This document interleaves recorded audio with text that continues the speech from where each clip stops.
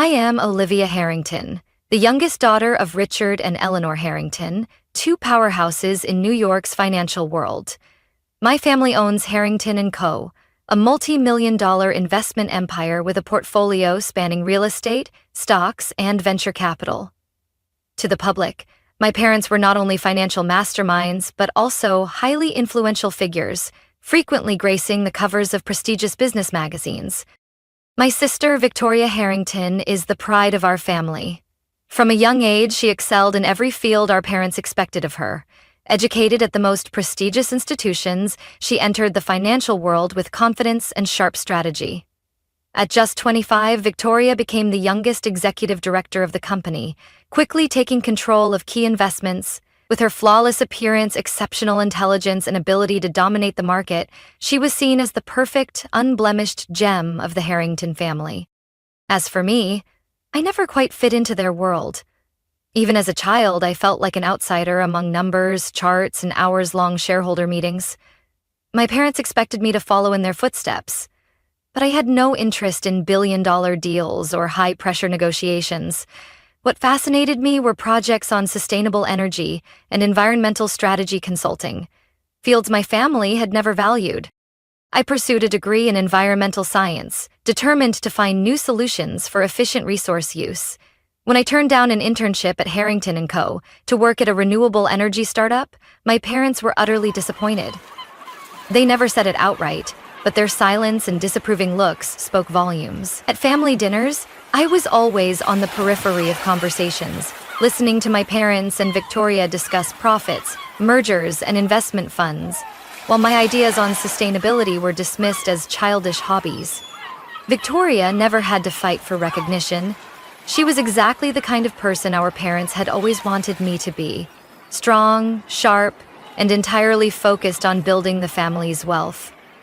She often looked at me with pity, occasionally making light-hearted remarks about how I was wasting my potential on things that don't generate profit. I knew that in their eyes, I was just a dreamer with no real impact. They believed I would never build anything of real value. But I had never needed their approval. What I didn't expect was that my life was about to change in ways no one, myself included, could have foreseen. Everything changed with a single phone call on a cold February morning. I was at my office, focused on completing a report on renewable energy storage methods, when my phone vibrated. Victoria's number. She rarely called me unless it was something serious. "Olivia," her voice came through, lower than usual. "Where are you?" "At the office."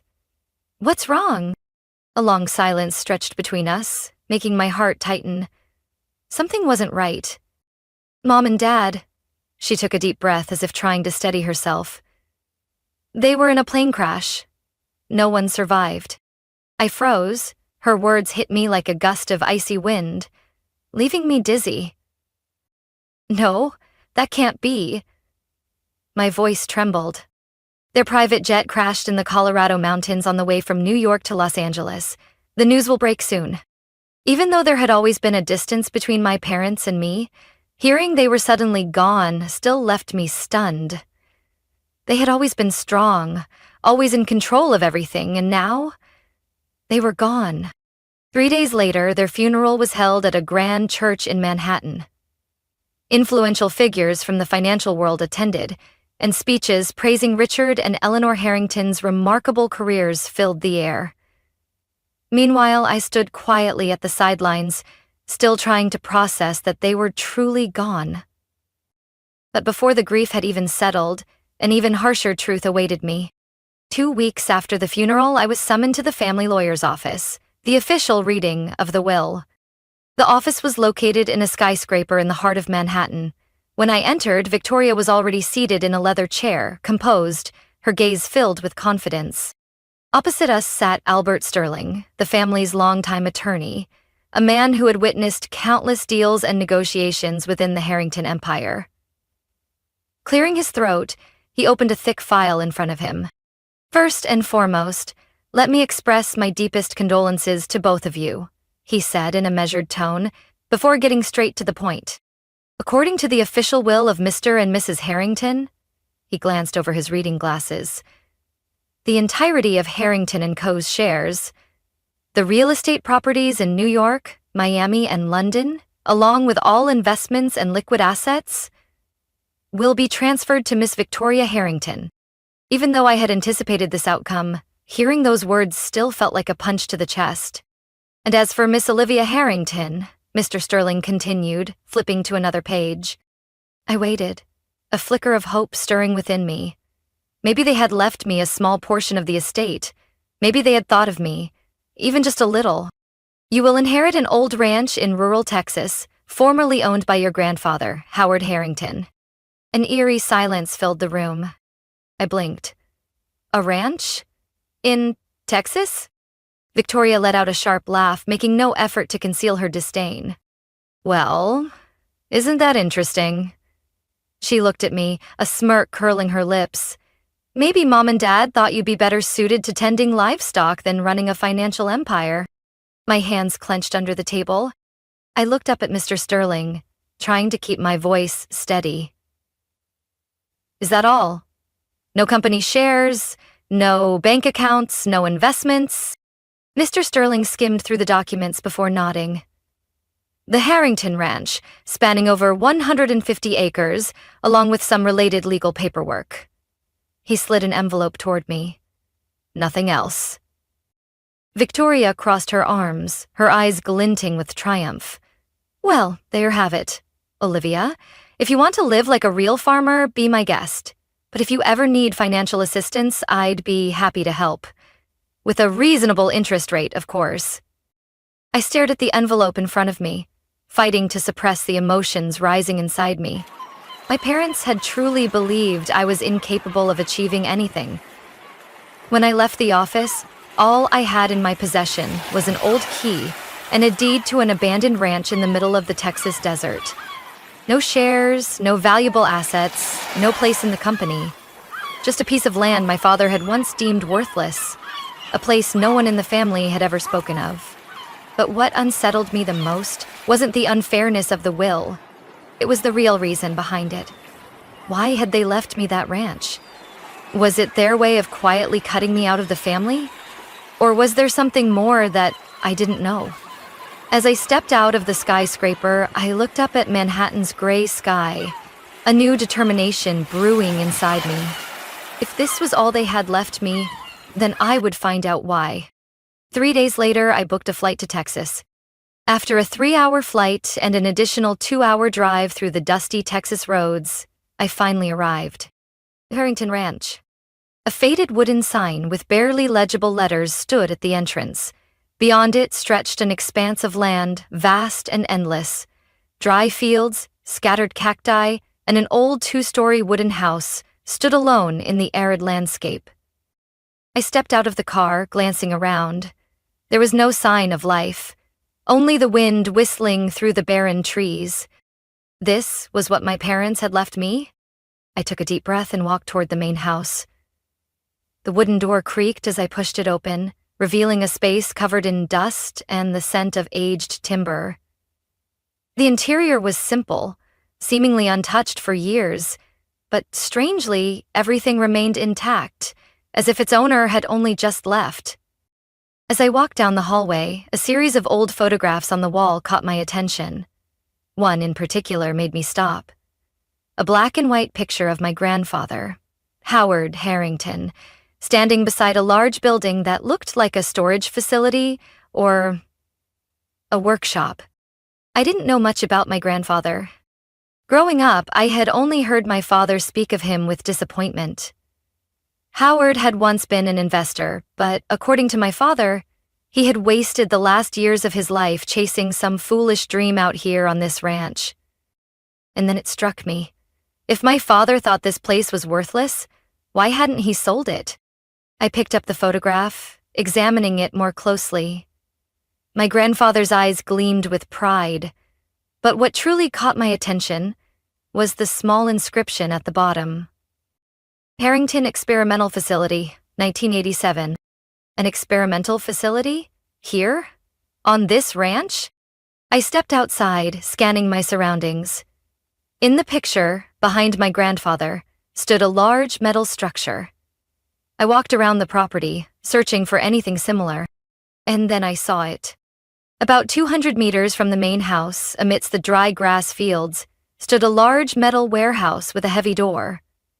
The marks of time were evident: peeling paint, rust spreading across its surface, and an old padlock dangling from the handle.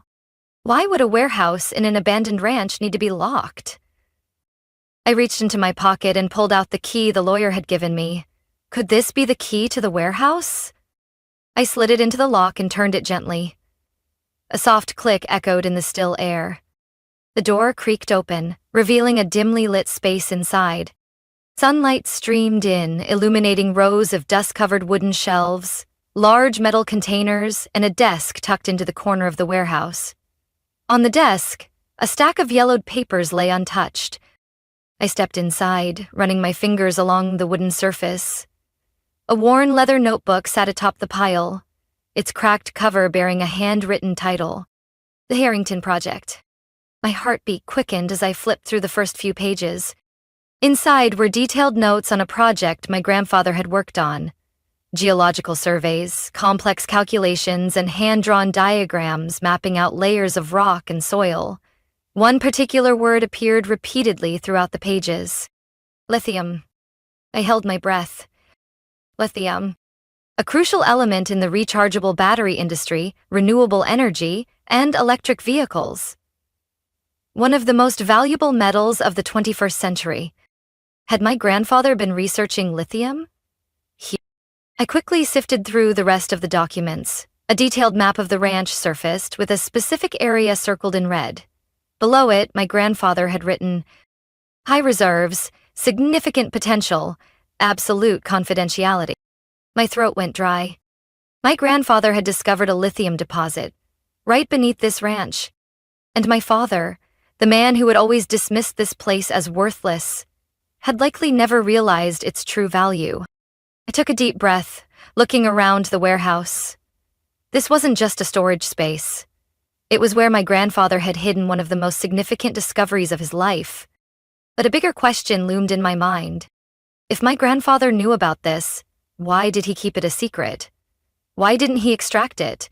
And most importantly, did anyone else know about it? A sense of unease crept over me. I gazed toward the horizon, where the sun was slowly sinking behind the distant mountains.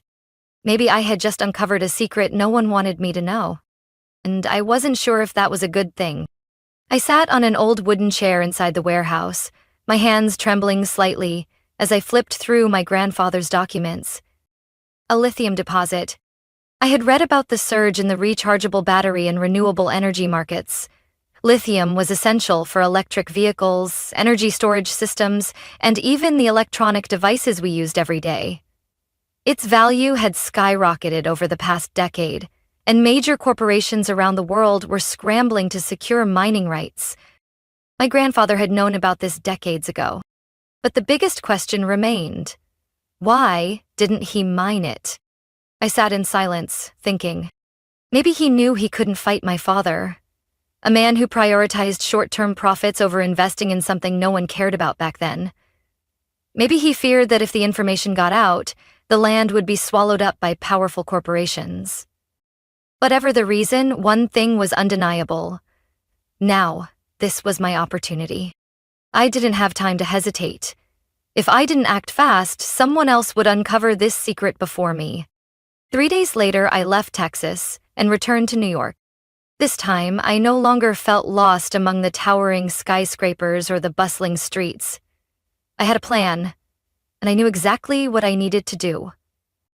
The first call I made was to Ethan Carter, a lawyer specializing in intellectual property and corporate law. I had met Ethan a few years ago while working on a renewable energy project. He was meticulous, discreet, and incredibly sharp. Exactly the kind of person I needed in this situation. When I explained what I had found, Ethan didn't bother to hide his astonishment. Olivia, if what you're saying is true, then this could be one of the largest lithium deposits in the US. I nodded. And I need to protect it before anyone else finds out. Ethan agreed immediately. He suggested establishing a new company, completely detached from the Harrington name, to hold the patents and extraction rights. Then he got to work filing intellectual property claims related to my grandfather's extraction method, ensuring that no one could use the technology without my permission. The second call was to Rachel Monroe, a geologist I had worked with on a renewable resource study. If anyone could accurately assess the lithium reserves beneath my ranch, it was Rachel. "I need you to fly to Texas immediately," I said over the phone. "What's going on?" "You'll understand when you get here." 3 days later, Rachel arrived at the ranch with a team of specialized equipment. We spent 2 days surveying the area, collecting soil samples, and taking precise measurements. When Rachel returned with the results, I saw the excitement in her eyes. "Olivia, you don't just have a lithium deposit. You have one of the richest lithium reserves I've ever seen." I held my breath. If you mine it correctly, this could become a strategic supply source for the entire clean energy industry. I wasn't sure what I had expected, but hearing this confirmation sent a surge of adrenaline through me. I was holding an opportunity that could change the game. But I couldn't do this alone. Mining lithium wasn't a simple task. I needed significant investment to turn this idea into reality, and I knew exactly who could help me. Nathan Pierce. Nathan was a venture capitalist known for bold deals in the green technology sector. I had met him a few years ago at a renewable energy conference, and I knew he was always looking for groundbreaking opportunities. I arranged a private meeting at a luxury hotel in New York. As I laid out what I had discovered, Nathan leaned back in his chair, silent for a long moment. "Olivia, if these numbers are accurate, you're sitting on a multi-billion-dollar asset." I nodded. "But the real question is, what do you plan to do with it?" I took a deep breath, holding his gaze. "I don't want to sell it to a major corporation just so they can drain it dry and destroy the environment," I said. "I want to do it the right way. I want to develop the sustainable extraction technology my grandfather was researching. And I need funding to get started." Nathan studied me for a moment before a slow smile spread across his face. "All right, Olivia. I'll invest $150 million, but I want you to guarantee that you maintain full control. If you let anyone else interfere, you'll lose everything." I clenched my fists. "You have my word." A few weeks later, Harrington Lithium Solutions was officially born. A completely new company, with no ties to the Harrington family, created to oversee the lithium mining operation in Texas. I was ready. I knew that Victoria and my family would soon figure out what was happening. But this time I was no longer the girl they had dismissed. This time I was the one in control.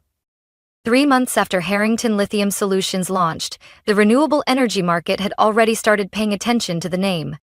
The first contracts were signed with leading technology companies in the rechargeable battery and electric vehicle sectors. But the real breakthrough came when we secured a lithium supply agreement with Tesla and a major renewable battery manufacturing conglomerate. In just 6 months, the company's valuations skyrocketed to over $1.2 billion. The media called us the game changer in clean energy. Financial news outlets began reporting on an unknown company that had suddenly become a critical player in the global lithium supply chain. But the most significant part? No one knew who was really behind it. From the very beginning, I had meticulously hidden my identity. Harrington Lithium Solutions didn't carry the Harrington name. It was registered under a shell corporation, keeping it far from any association with my family. But secrets can't stay hidden forever. One morning, as I sat in my office reviewing the latest geological report, my phone rang. Victoria Harrington. I stared at the name on the screen, fully aware that the storm I had been preparing for was finally here. Taking a deep breath, I answered, "Olivia," her voice came through, slow and deliberate. "I need to confirm something." I smiled, keeping my tone calm. "What is it?" "Harrington Lithium Solutions. Is that your company?" I raised an eyebrow, feigning surprise. "Why would you think that?" Victoria let out a quiet scoff. I asked around. This company appeared out of nowhere, yet it has massive funding and controls one of the richest lithium reserves in the US. And more importantly, it's operating on land that belongs to you. I didn't respond. Did you go behind all of our backs? Her voice carried suspicion. Did you find something that Mom and Dad never knew about? I remained steady. And if I did? Victoria was silent for a long moment before exhaling a soft laugh. You're smarter than I thought, Olivia. I could picture her sitting somewhere in the Harrington & Co. headquarters, fingers laced together, trying to keep her composure while internally seething. I want to meet, Victoria said. We should discuss a partnership. I chuckled. Are you sure this is a partnership offer or just a way for you to take control? Don't be naive, Olivia. Her voice sharpened. I have resources, connections, influence. If you let me in, Harrington Lithium Solutions could become an empire. If not, I tilted my head. If not, what? I will find a way to take back what belongs to this family. I had always known Victoria wouldn't back down easily. Just 1 week after that phone call, Harrington & Co. officially filed a lawsuit against me. The claim? The Harrington family declared that all assets belonging to my grandfather were part of the family estate and should be under the control of the corporation. What did they want? Me. They wanted me to hand over the lithium mining rights to Harrington & Co. and merge my company into their conglomerate. I laughed when I read the lawsuit. Did they really think I would give up so easily? I had anticipated this from the very beginning. When I founded the company, I had Ethan Carter, my intellectual property attorney, construct an airtight legal structure. Every land ownership record was fully legalized under my name. All lithium extraction patents were registered under an anonymous trust. Harrington Lithium Solutions had zero legal ties to the Harrington family. When my legal team responded to Harrington & Co., they had absolutely no legal grounds to win the case. Victoria and the board had moved too late, and I knew it was driving them insane. After 4 weeks of intense legal battles, the court ultimately dismissed my family's lawsuit. I had won. Harrington Lithium Solutions remained entirely mine. But I knew this was only the beginning. Victoria wasn't going to give up that easily. I could picture her sitting in her office, glaring angrily at the headlines in the news. A mysterious startup is threatening the dominance of the lithium industry. Harrington & Co. fails to secure control over one of the largest lithium mines in the U.S. Now, she knew I was no longer the insignificant girl they once dismissed. And I was certain Victoria would find another way to take me down. But this time, I was ready. 2 months after my family lost the lawsuit, I heard that Victoria was in serious financial trouble. Insiders in the investment world whispered about her reckless decisions. After failing to seize control of Harrington Lithium Solutions, Victoria had placed massive bets on real estate ventures and a major investment in traditional oil energy, a sector steadily losing ground to renewable energy. Things only worsened when the real estate market crashed and the oil industry suffered under new energy policies. What once seemed like highly profitable investments had turned into financial deadweight. And then the unthinkable happened. Victoria was forced to sell her Manhattan penthouse to stay afloat. The same lavish penthouse where she had hosted elite financiers, where private investor meetings had taken place, and which had stood as a symbol of her power. Now she had to put it on the market. But what Victoria didn't know was that I had already moved ahead of her. I had anticipated this the moment I saw cracks forming in her investment portfolio. Through one of my shell companies, an anonymous investment fund I had established while building Harrington Lithium Solutions, I quietly entered the bidding war for the penthouse. And just as I expected, I acquired it for less than half its original value. No one, not even Victoria, knew that the new owner was me. Until one late afternoon, my phone rang. Victoria. I picked up, keeping my voice composed. What do you need, Victoria? There was a brief hesitation on the other end, a rare thing for her, but she quickly regained her composure. Olivia? I know you're the one who bought my penthouse. I smirked. Faster than I expected. Oh? I replied, feigning indifference. Would you be willing to sell it back to me? Victoria asked, her tone steady, but I could hear the hint of desperation underneath. I just need a little more time to restructure my finances. I'll pay full market value. I glanced out my office window, savoring this moment. The moment when my sister, the same woman who had mocked me, dismissed me, and believed I would never amount to anything, was now asking me for help. I took a slow breath before responding. Victoria, do you remember when we were in the lawyer's office? Silence. You told me that if I ever needed financial help, you'd be happy to assist, with a reasonable interest rate. I paused, letting my words sink in. Do you remember that? I asked softly. A long pause, then her voice returned, quieter now but still trying to maintain control. So, you're refusing? I smiled, relishing the sweet victory. No, Victoria. I'm just reminding you that the world moves fast. Then I hung up. After losing the penthouse, Victoria continued to struggle with her failing investments. Harrington & Co. gradually fell into crisis. The meteoric rise of Harrington Lithium Solutions caused major investors to turn away from Victoria's company. They no longer had faith in real estate and oil. Instead, they poured their capital into clean energy, where I was leading the charge. In less than a year, Victoria, once the head of a financial empire, was forced to sell off more assets just to maintain cash flow. And me? Harrington Lithium Solutions was becoming a dominant force in the lithium mining industry. Not only had I maintained full control, but I had also expanded operations, developed new technologies, and secured even more strategic contracts. I didn't need ruthless revenge. My success was the clearest answer. One winter evening, as I sat in the penthouse that had once belonged to Victoria, I received a message. From her. I was wrong. But you've changed a lot too, Olivia. If you ever want to talk, I'm still your sister.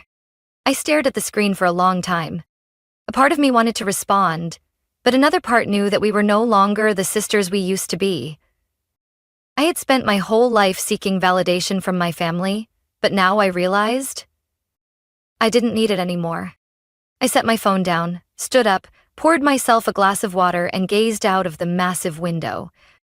New York City still shined as brightly as ever. But this time, I was no longer standing in the shadows. I stood by the window of my new penthouse, overlooking the dazzling lights of New York City. The glow of the skyscrapers reflected off the glass, reminding me of the years I once felt lost in this place. But now, everything had changed. I was no longer the girl my family dismissed, the one excluded from important conversations, the one they deemed worthless in their world. I had built my own empire, and no one could take that away from me. The phone on my desk vibrated, pulling me from my thoughts. I glanced at the screen, an email from my old high school with the subject line, Special Invitation. Guest speaker for this year's graduation ceremony. I raised an eyebrow and opened the email. Dear Olivia, I'm Principal Sullivan, currently organizing this year's graduation ceremony. We would love to invite one of our most outstanding alumni to return as our guest speaker. This year's theme is Finding Value in What's Overlooked. We believe your story will inspire many students, especially those who feel underestimated or unrecognized. We hope you can attend. Sincerely, Principal Sullivan. I stared at the screen. Finding value in what's overlooked. I let out a quiet laugh. A theme perfectly aligned with my story. Because I had been overlooked. I had been underestimated by my family, dismissed as an outsider. And yet, from the land they had abandoned, I built a billion-dollar company, revolutionized the lithium industry, and became an unshakable force in the clean energy revolution. I no longer needed my family's validation. My success spoke for itself. 2 weeks later, I stood on the stage at my old high school's graduation ceremony. Hundreds of students sat below, eagerly waiting. Some of my former teachers were also present, a few of them recognizing me and nodding in acknowledgement. I stepped up to the podium, feeling the weight of every gaze in the auditorium. Taking a deep breath, I began. Hello, everyone. My name is Olivia Harrington, and many years ago, I was sitting exactly where you are now. A few murmurs spread through the crowd. Perhaps some students had heard my name in the news. When I was a student here, I believed that in order to succeed, I had to follow the path that others had set for me. I thought that if I didn't fit their definition of success, I would never achieve anything meaningful. But I was wrong. The room fell silent. I continued, my voice growing stronger. I was underestimated. My family owned a major financial empire, and they believed that if I didn't follow their path, I would never accomplish anything significant. When my parents passed away, my sister inherited everything. And me? I paused, scanning the audience. They left me an old ranch in the middle of the Texas desert. A few students chuckled, while others widened their eyes in surprise. They thought it was worthless. They believed I could do nothing with it. But they were wrong. I let my words sink in before continuing. I refused to let others decide my worth. Instead of complaining, I chose to look deeper into what I had been given. And I discovered it wasn't worthless at all. I locked eyes with the front row, where my former teachers sat listening intently. As it turned out, the land they dismissed as useless contained one of the richest lithium reserves in the US. Because of that, I built a billion-dollar clean energy company, becoming a key supplier for some of the biggest technology firms in the world. I noticed a few students gape in shock, while others whispered excitedly to each other. "Why am I telling you this?" I asked. "I'm sharing my story so you understand that your worth is not determined by others. Even if you feel overlooked, even if you believe you're not good enough, even if your path looks different from everyone else's, don't ever let anyone convince you that you can't achieve something great. Sometimes, the things that seem worthless hold treasures only you can see." I scanned the audience, catching the glimmer of inspiration in some students' eyes. Maybe one of them felt overlooked, just like I once did. And maybe, someday, they would find their own lithium mine. I took a deep breath, closing my speech. And finally, if anyone has ever told you that you can't do something great, remember this. Success is the clearest answer. The auditorium erupted in applause. I smiled and stepped off the stage. Today, I didn't need my family's validation. Because I had validated myself. Olivia Harrington's story is not just a personal journey. It's a profound lesson in self-worth, perseverance. In life, many of us have been underestimated, dismissed, or pushed aside because we didn't fit society's conventional definition of success. But success is not determined by others. It belongs to those who dare to see opportunity in what's been overlooked, believe in their own potential, and relentlessly pursue their goals. In the end, the most important validation doesn't come from others, it comes from within. What do you think about Olivia Harrington's journey? Have you ever been underestimated or faced a similar challenge? Share your thoughts in the comments. And don't forget to follow the channel for more inspiring stories about life, family, and the lessons that shape us.